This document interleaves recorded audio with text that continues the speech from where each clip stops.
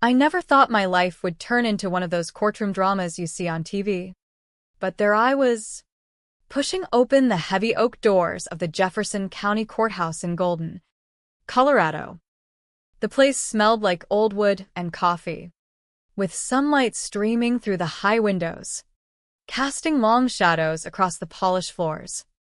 Heads turned as I walked in, my cowboy boots echoing with each step. Yeah, even in court, us Western folks don't always ditch the boots. I clutched my leather satchel in one hand and a fat envelope of papers against my chest with the other. That envelope was my lifeline, packed with truths that could flip this whole mess upside down. The room was packed tighter than a cattle drive. Folks from our small community in the foothills west of Denver craning their necks to get a look. My soon-to-be ex-husband, Mike, sat up front with his hotshot lawyer, Mr. Harlan. Mike looked every bit the successful ranch developer. He was crisp denim shirt tucked into khakis, his Stetson hat resting on the table like he was ready for a business lunch instead of ending our marriage. He didn't glance my way, just fiddled with his silver belt buckle, acting all nonchalant. Behind him sat his mom, Margaret, in her starched blouse and pearl necklace, her silver hair pulled back severe as a winter storm. She had that look, like she owned the place, judging everyone from her perch. Next to her was Brittany, the woman who'd been warming Mike's bed for over a year. She wore a flashy sundress that screamed, "Look at me," her auburn hair cascading like she was auditioning for a shampoo ad in the Rockies. As I strode down the aisle, Margaret's voice cut through the murmurs like a coyote's howl. Poor dear. Still clinging to the past. I kept my chin up, heart pounding like a Mustang on the run. Brittany chimed in, sweet as pie but sharp as barbed wire. She actually thinks she can win this. Their giggles rippled through the crowd. Mike's buddies from the development firm, our neighbors from the ranch subdivision, even some folks from the local chamber of commerce.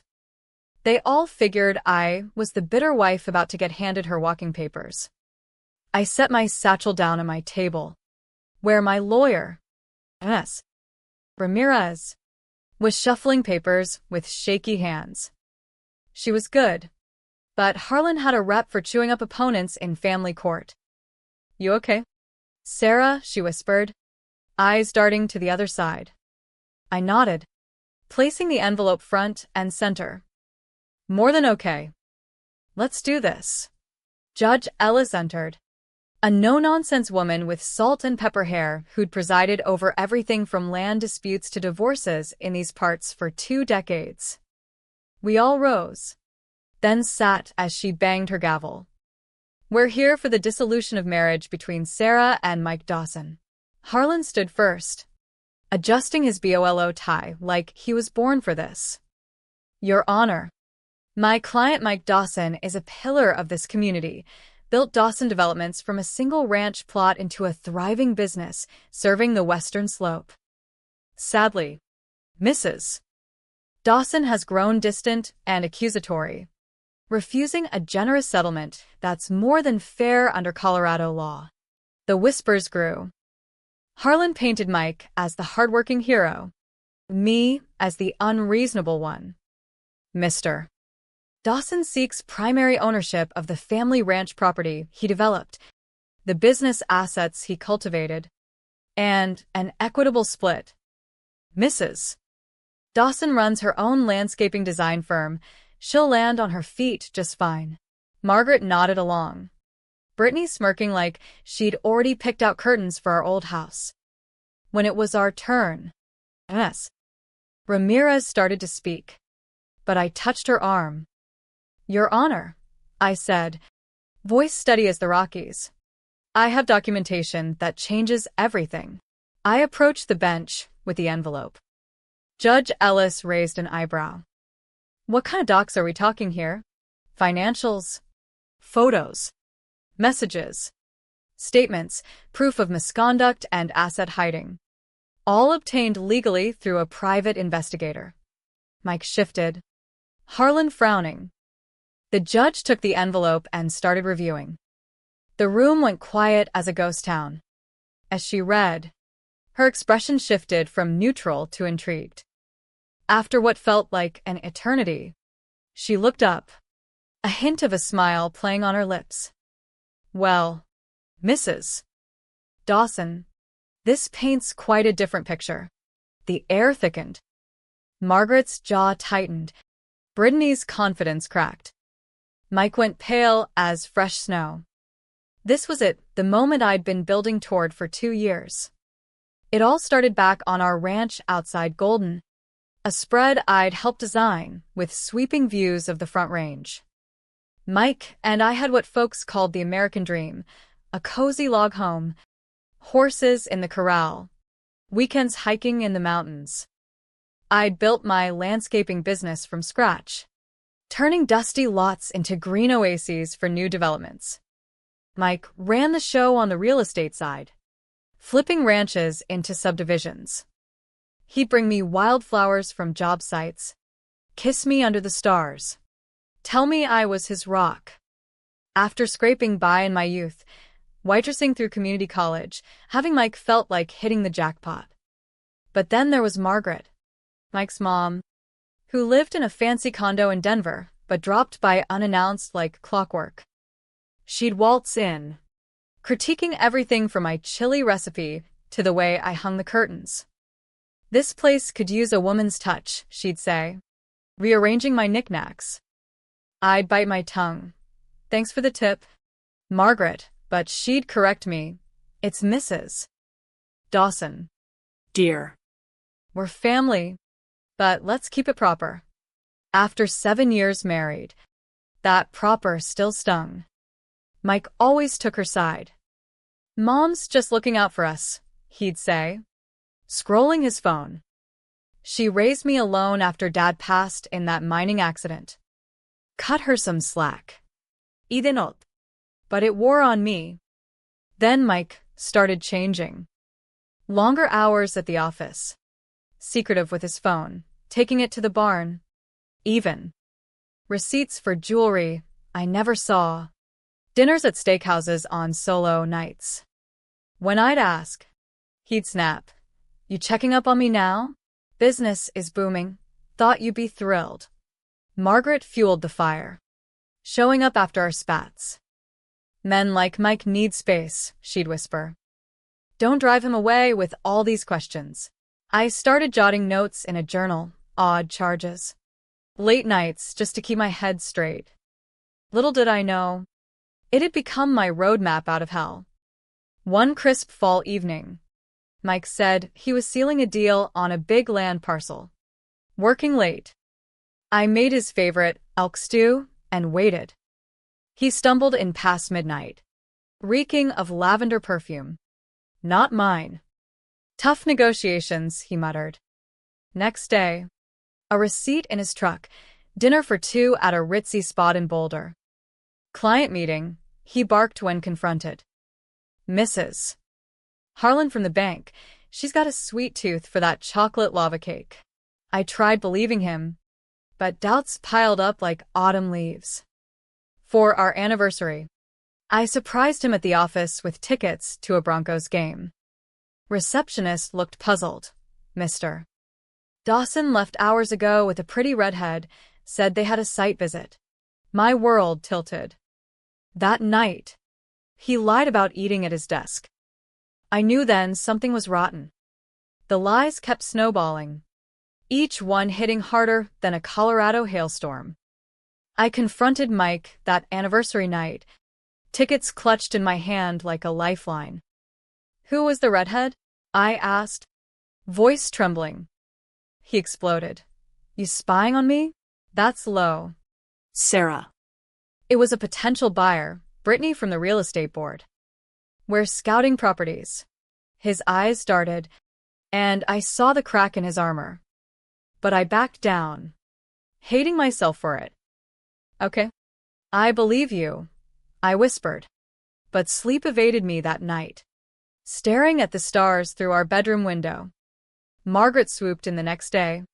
coffee in hand like she sensed blood in the water.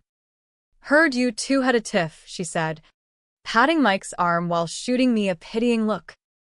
"Jealousy's ugly, dear." Mike's building an empire, don't clip his wings." I forced a smile, but inside, I seethed. My journal entries grew. Perfume scents. Unexplained charges for weekend getaways in Aspen. Mike's phone buzzed constantly. He'd step out to the porch for work calls, laughing in a way he hadn't with me in months. One weekend, he claimed a conference in Vegas. I found hotel receipts for a suite with spa treatments for two. When he returned, tanned and evasive, I snapped. "Who's she?" "Mike? Don't lie to me." He turned cold. "You're paranoid. This is why I need space. Your accusations are suffocating." He stormed out, leaving me alone with the horses nickering in the barn.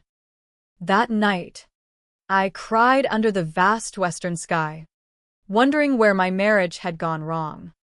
Desperate, I hired a private investigator, Jake Thompson, a grizzled ex-cop from Denver who'd handled plenty of infidelity cases in these parts. "Discretion's my middle name," he said over coffee at a diner off I-70.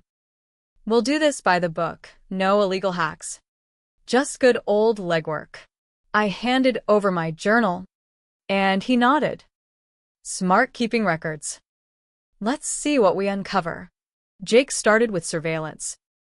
Tail photos showed Mike meeting Brittany at a cozy cabin in the mountains, not business, but arms wrapped around each other, kissing like teenagers. Brittany was a real estate agent, young and ambitious, with a reputation for climbing ladders fast. More pics, dinners in hidden spots, weekends at hot springs. Jake dug into finances next. Under Colorado community property laws, assets acquired during marriage are split 50-50ths. But Mike was hiding stuff. Bank records, subpoenaed legally, revealed he'd siphoned $150,000 from our joint ranch account into a separate one in his name only, claiming it for business expenses. Worse, tax docs showed underreported income from land flips. Mike was dodging IRS by funneling money through shell companies.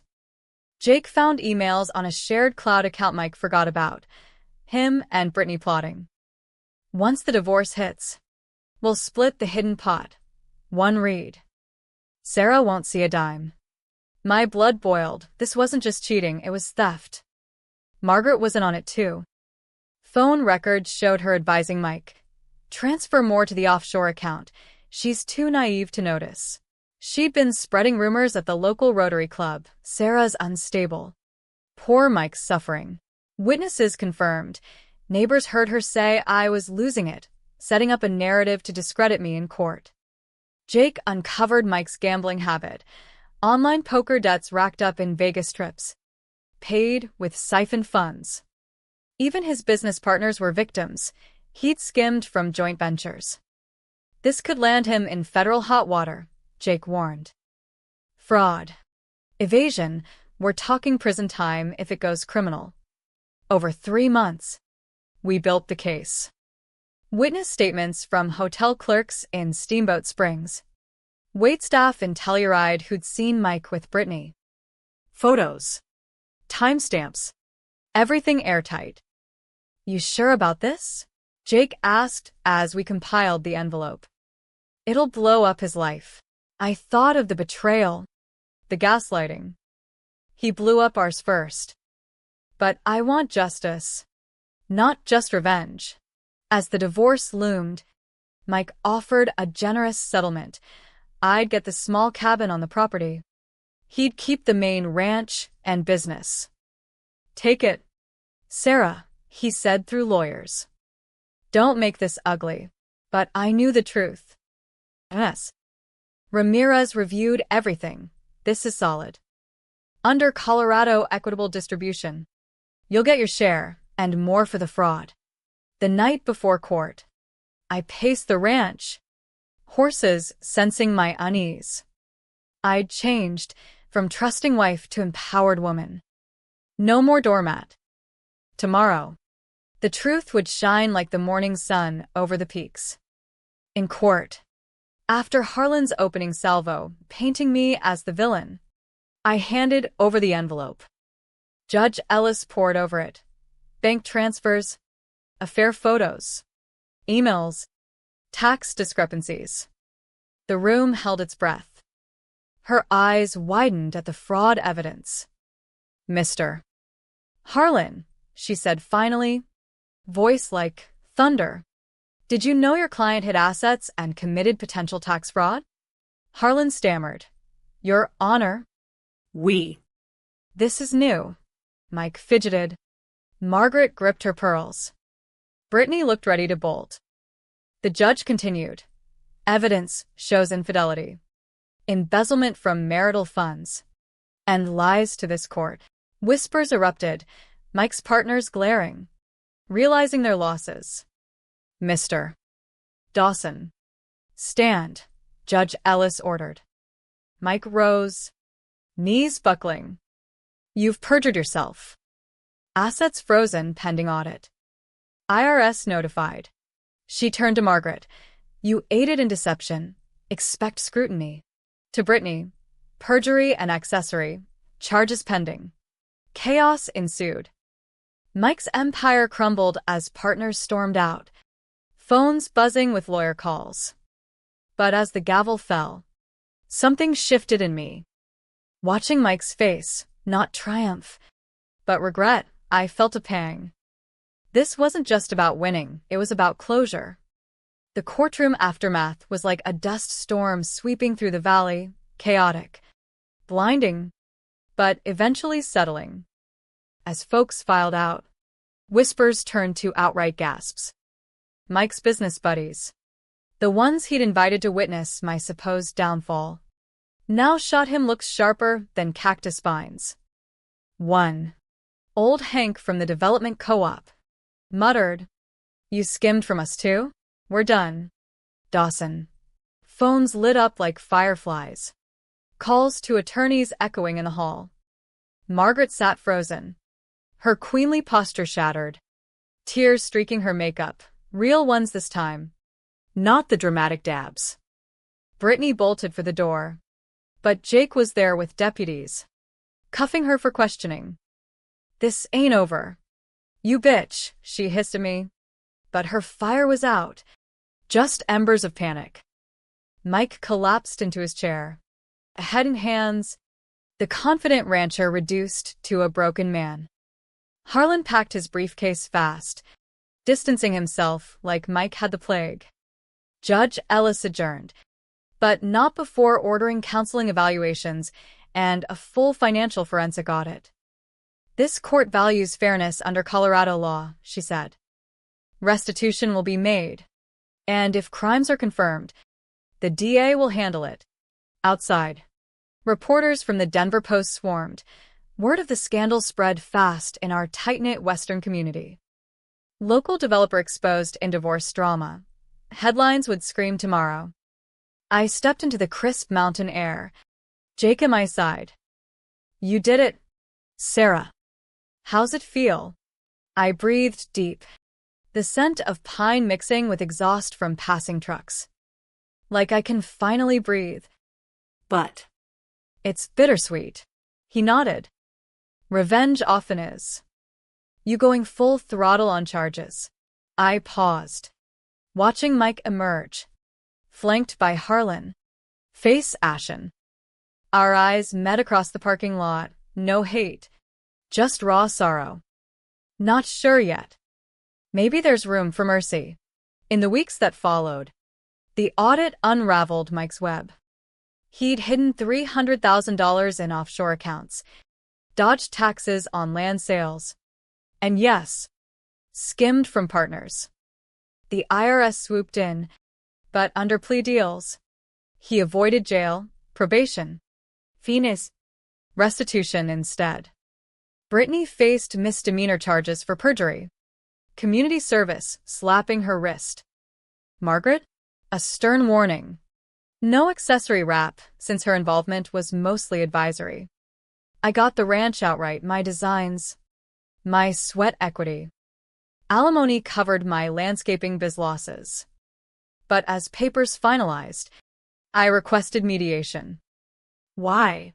MS. Ramirez asked. You won.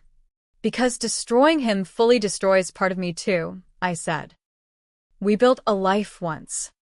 Maybe end it with grace. In a neutral office in Boulder. We met me. Mike. A mediator. No lawyers. Just raw talk.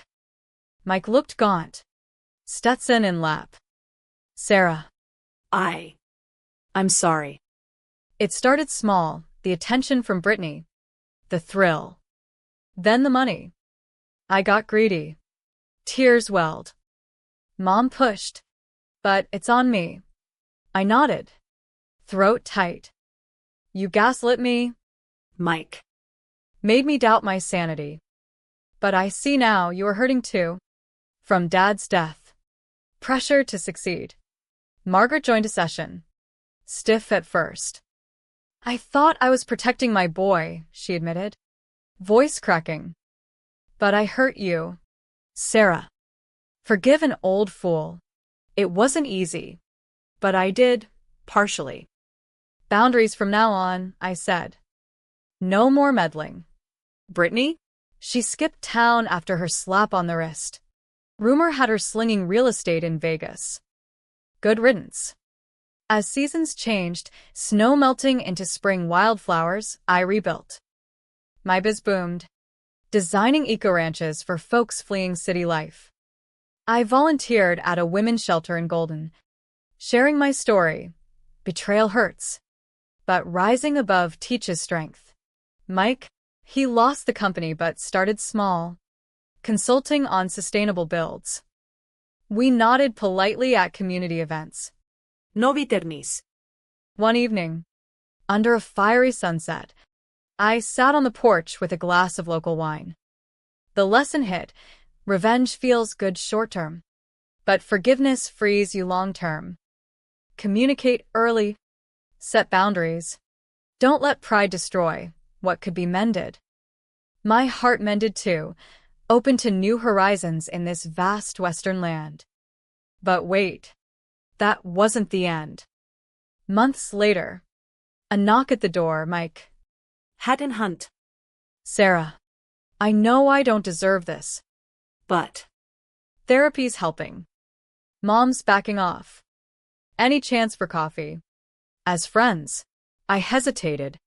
Then smiled. One step at a time. Cowboy. Let's see. Life's like the Rockies, full of peaks and valleys. Ikland mine. Wiser for the fall. With the divorce dust settled, I threw myself into the ranch like never before. The property was mine now. All 50 acres of rolling hills and aspen groves. A slice of paradise I'd helped carve from raw land. Morning started with coffee on the deck. Watching elk graze in the distance, the front range glowing pink at dawn. My landscaping firm, Rocky Roots Designs, took off contracts for high-end mountain homes, incorporating native plants to combat wildfires. You're a natural. Sarah, clients said. But success tasted different post-betrayal. Sweeter. Earned on my terms. Mike's fall from grace rippled through town. Dawson Developments folded. Partners suing for their shares. He moved to a modest apartment in Denver, working odd jobs before landing that consulting gig. Word was he hit AA meetings, the gambling had roots in deeper issues. Margaret sold her condo. Downsized to assisted living. Her meddling days over. I'm learning to butt out, she told me in a rare call. Proud of you, girl. Mediation sessions evolved into occasional check-ins. Mike opened up about his dad's death. Mining collapse took him young. I felt pressure to be the man. Provide big. Cheating was escape. Fraud stupidity. I shared my side. Your lies made me small. But I grew from it. The mediator nodded. This is progress, Colorado courts encourage amicable resolutions for emotional health. One crisp autumn day, I drove to Denver for a client meet and bumped into Mike at a coffee shop. "Fancy seeing you," he said. Tentative smile. We really talked about dreams deferred, mistakes made. "I miss the ranch," he admitted. "But mostly, I miss us. The good parts." I sip my latte. "Those parts are gone. Mike. But maybe new ones ahead." Back home, I hosted a shelter fundraiser, women sharing stories around a bonfire. "My ex had assets too," one said. "Your case inspired me to fight fair." The lesson echoed: seek truth, but temper with humanity. Full revenge corrodes the soul, balanced justice heals. As winter blanketed the land, Mike asked to help with ranch chores. Reparations, he joked. I let him. Boundaries firm. Shoveling snow. Fixing fences. We rebuilt trust sliver by sliver. Margaret visited once, bringing pie. No advice. Just apologies. Brittany? Postcards from Vegas. Superficial life, her loss. Spring brought renewal. My biz won an award for sustainable designs. At the ceremony, Mike showed, clapping loudest. "You deserve this," he whispered. Later, under stars, he said, "Sarah, I've changed. Therapy, sobriety, I'm better." I took his hand. Prove it, day by day. The humane path wasn't easy, forgiveness a muscle work daily. But it taught. Families fracture. But with effort, scars fade. In the West, where land endures, so can hearts. Summer rolled in like a warm breeze off the plains, and with it, a sense of true rebirth. The ranch buzzed with life, wildflowers blooming in meadows I'd redesigned, horses galloping free. My days filled with client sketches, evenings with books on the porch, peace I'd earned through fire. Mike's redemption arc continued. He volunteered at a youth program in Denver, teaching kids about honest business, turning his mistakes into lessons. No more shortcuts, he told me over a trail ride. That fraud nearly cost everything. I nodded. It did cost our marriage. But look at us now, civil. Even friends. Margaret joined a book club, softening her edges. "Your family still," she said at a barbecue. No critiques in sight. One weekend, we tackled a big project, restoring the old barn where we'd shared our first kiss. Sweaty work, but cathartic. "Remember our wedding here?" Mike asked, hammering nails. "Vows under these beams." I smiled. "Yeah." We meant them then. As sun set, he paused. "Sarah, any chance for more than friends?" Heart racing, I replied, slowly. "Trust rebuilds like this barn, one board at a time." The light lesson crystallized. Betrayal stings, but holding grudges poisons the well. Communicate openly. Seek help early. Forgive when earned. It frees you for brighter tomorrows. In Western spirit, where pioneers forged ahead despite hardship, I did too. By fall, we dated tentatively, dinners in Golden, hikes in the foothills. Not the old us, but a wiser version. Second chances, Mike said. Rare as rain in the desert. I agreed, but worth it. The story closed not in vengeance, but hope. From courtroom shock to unexpected healing, life proved, even shattered bonds can mend, teaching humanity's power over hate.